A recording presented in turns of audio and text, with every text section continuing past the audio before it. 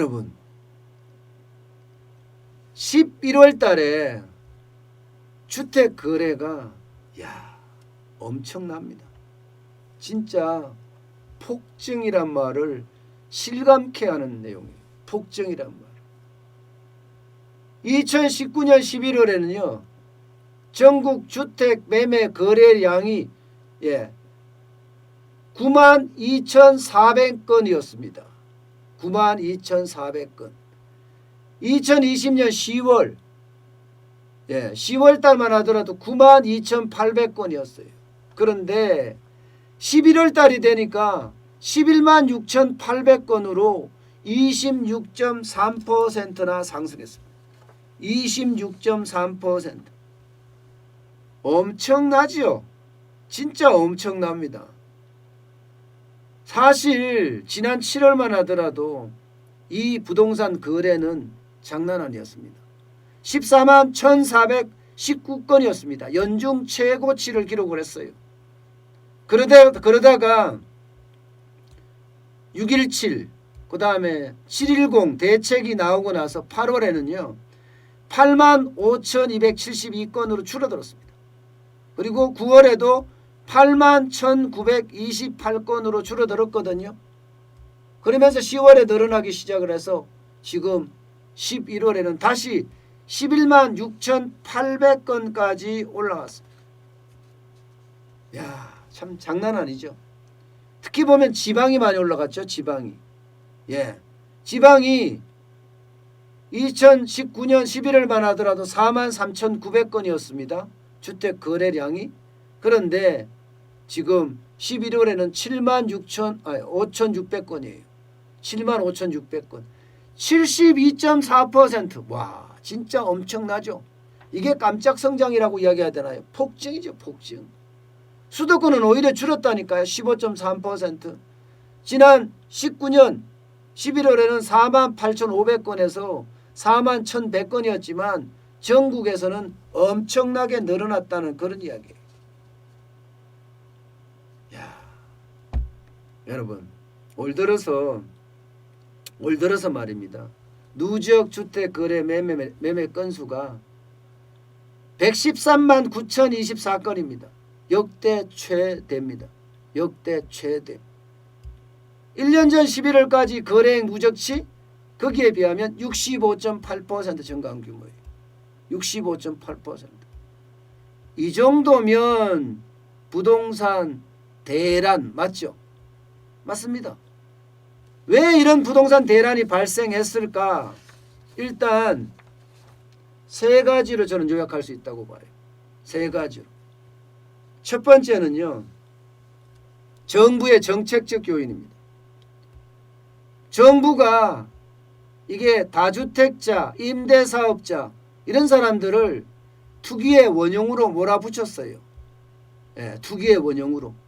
그러면서 다주택자나 임대사업자, 법인사업자들 입장에서는요.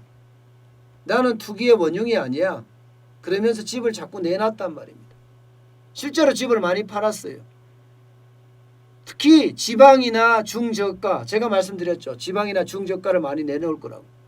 실제 지방이나 중저가를 많이 내놔서 그거를 연끌 2030이 다 흡수를 해버렸어요. 그러니까 거래량이 엄청나게 늘어나게 된 거죠. 거래량이. 이게 정부의 정책적 요인이라니까요. 두 번째는요. 신용대출을 규제한 요인도 있습니다. 신용대출도 규제한 요인도. 왜냐하면 여러분 이게 11월 달이 신용대출을 규제한다고 하니까 막차다. 빨리 신용대출 받아야 된다. 12월부터는 대출 못 받는다.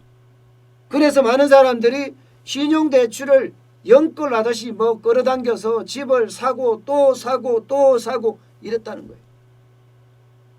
그러니까 거래량이 엄청나게 늘어난 겁니다. 다 정책적 미스예요. 사실 따지고 보면. 세 번째는요. 바로 임대차 3법이에요.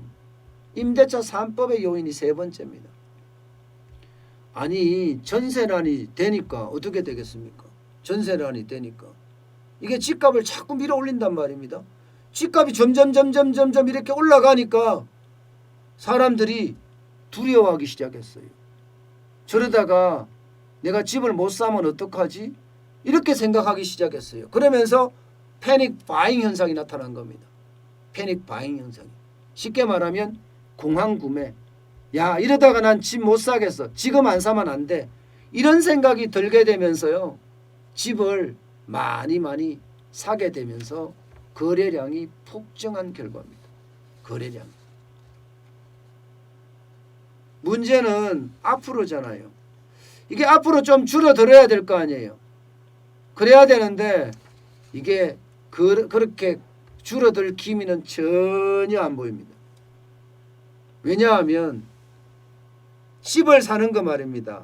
집을 사는 게 제가 서울 회군이란 말 썼죠. 위화도 회군이 아니고 서울 회군입니다. 지방으로 갔던 많은 투자자들이 다시 서울로 올라와서 지금 똘똘한 한 채를 사기 시작했어요. 똘똘한 한 채를. 상대적으로 부산 해운대보다가 비교해 봤더니 아니 서울의 강남에 있는 아파트가 더 싸? 그러니 강남 아파트를 사기 시작한 거예요. 그러니 11월 달에 강남 아파트 주택 매매만 하더라도 1978건이에요.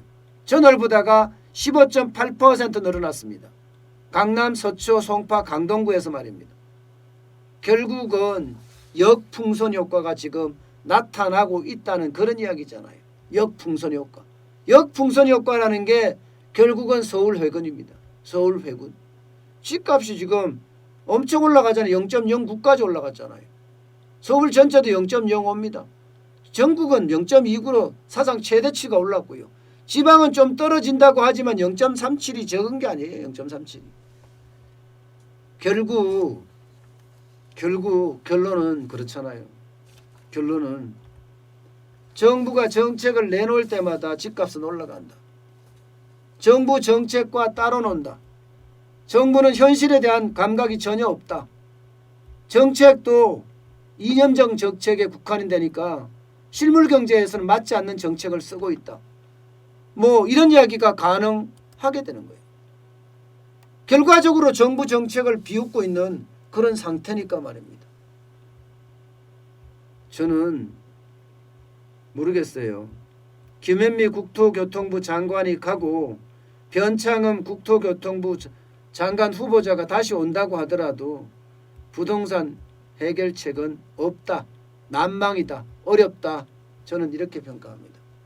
왜냐하면 전형적인 접근이 필요하거든요. 게다가 철저하게 시장 경제적 접근이 중요합니다.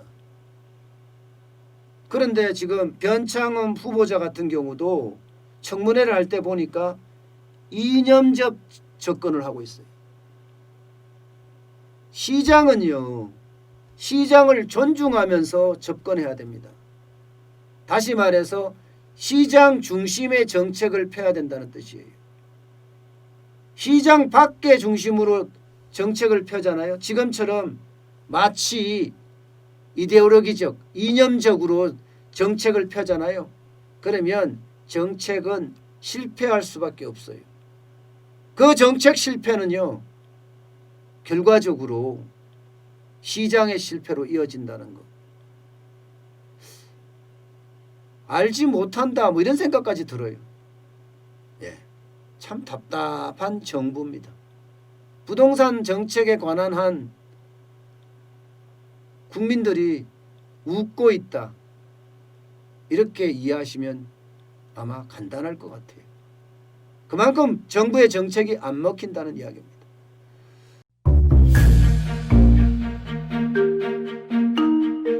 세종대왕과 샤넬 넘버5, 벤츠 자동차의 최고급 기종인 마이바흐의 공통점을 아시나요?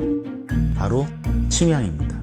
침향이란 동남아시아에서 자생하는 침향나무가 상처를 입었을 때 스스로를 보호하기 위해서 분비시키는 침향나무의 진액입니다. 진침향은 태국산 침향과 러시아산 녹용, 그리고 국산 홍삼, 백봉령, 산수유, 당귀, 숙지향, 꿀로 이루어진 침향환으로 만성 피로나 또 스트레스, 기력이 저하된 직장인분들, 또 수험생들, 연세 드신 어르신분들이 드시면 좋은 환입니다. 진치명 여러분들께 자신있게 권해드립니다.